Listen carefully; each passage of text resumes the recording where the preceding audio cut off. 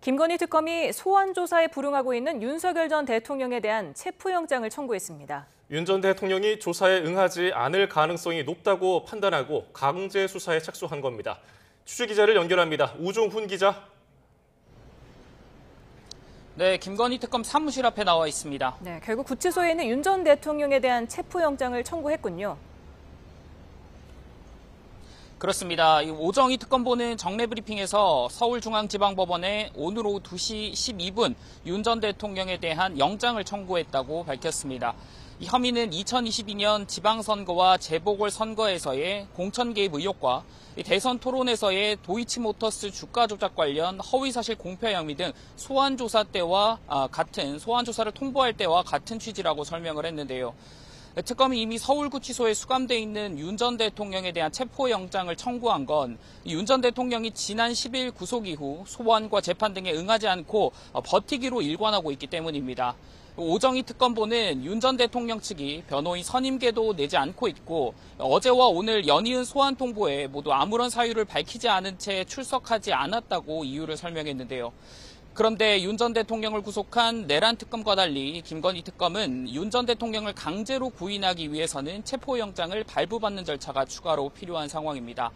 이 본격 강제 수사 절차에 돌입한 건데 특검이 체포영장을 발부받더라도 내란 특검의 앞선 강제 구인 시도가 이미 세 차례나 불발된 전력이 있는 점은 향후 변수로 꼽힙니다.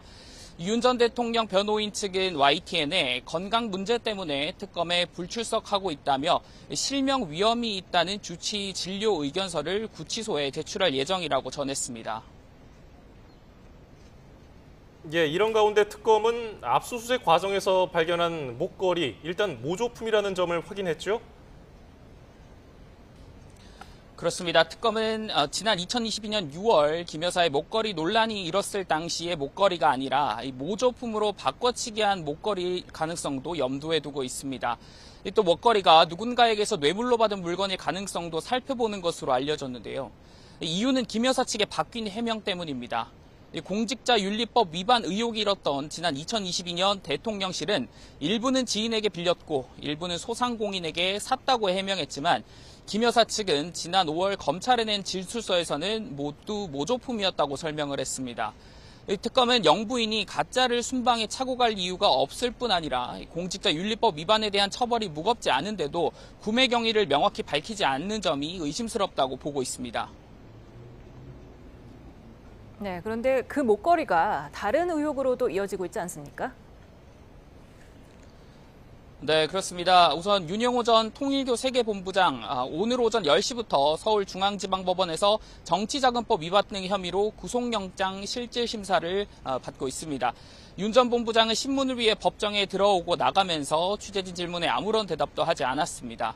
나토 목걸이 논란 이후 윤 전 본부장이 건진법사 전성배 씨에게 김 여사에게 주라며 새 다이아몬드 목걸이를 건넨 것으로 알려졌습니다. 목걸이를 빌렸다는 해명을 보고 빌리지 말고 하고 다니라면서 전달했다는 겁니다. 이 밖에도 윤 전 본부장은 통일교 현안을 청탁할 목적으로 전 씨에게 명품 가방 등을 건넨 혐의를 받고 있습니다. 윤 전 본부장의 청탁 내용에는 통일교의 캄보디아 메콩강 개발 사업 지원, 통일교의 YTN 인수, UN 사무국 한국 유치, 대통령 취임식 초청 등이 거론된 것으로 전해졌습니다. 통일교 측은 이러한 의혹에 대해서 윤 전 본부장의 개인 일탈이라고 주장하고 있지만 윤 전 본부장 측은 정식 절차에 따른 조직적 집행이었다는 입장입니다. 지금까지 김건희 특검 사무실에서 YTN 우종훈입니다.